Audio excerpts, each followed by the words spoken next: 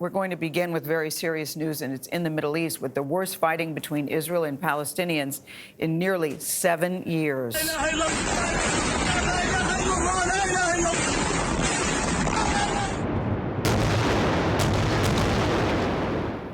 Listen and look at those pictures. You are looking at Israeli missiles exploding in Gaza overnight, just one of the many attacks since this latest confrontation flared up.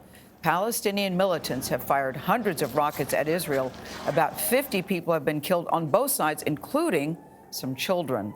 Elizabeth Palmer is following all of this. Elizabeth, what led to the violence to begin with? Good morning to you. Good morning. Well, this round of violence actually started weeks ago with an Israeli court order to evict some Palestinian families from their homes in East Jerusalem. But it really caught fire over the weekend just gone by when Israeli police clashed with Palestinian protesters around the very holy Al-Aqsa Mosque. Now, of course, it's morphed into open war. Overnight, Israeli airstrikes pounded Gaza again. The target, says the Israeli military, are Hamas and Islamic Jihad leaders and their installations. The material damage is immense. And for humans in this overcrowded enclave, there is no safe place. 9-year-old Yazan Zahara happened to be in the street when a missile exploded with shrapnel. The Palestinian Health Authority says 48 people have died this week, including 14 children, and hundreds are wounded and traumatized. The counterattack on Israel by Hamas and Islamic Jihad has been relentless, too.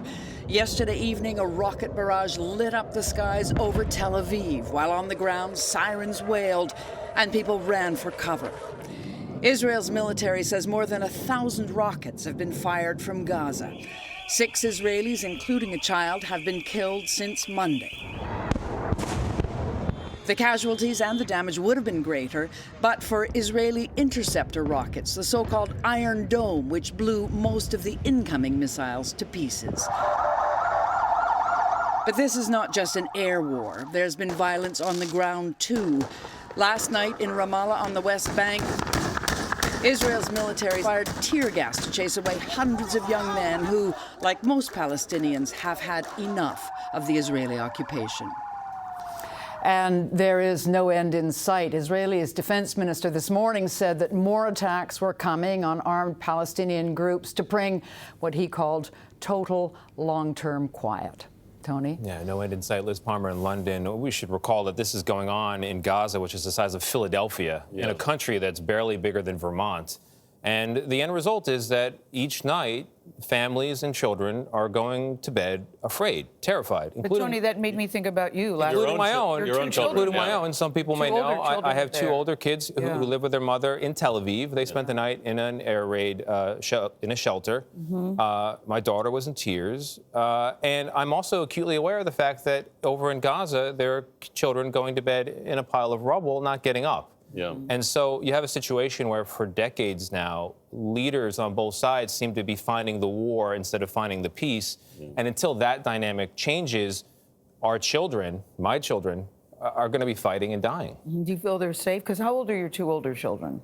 Almost 12 and 9. Yeah, so they're very well aware of what is happening. They're very well aware. And when I say our children will be fighting and dying, I mean my 12-year-old will be going to the military in 6 years. And everybody is sucked into the conflict in that region until there is a push or a restart to a search for peace. And when you have 2 people for one country, there's got to be 2 countries. It's the only way to do it. And I feel for you, doing this job, worrying about your kids, new baby on the way. Yeah. Oh.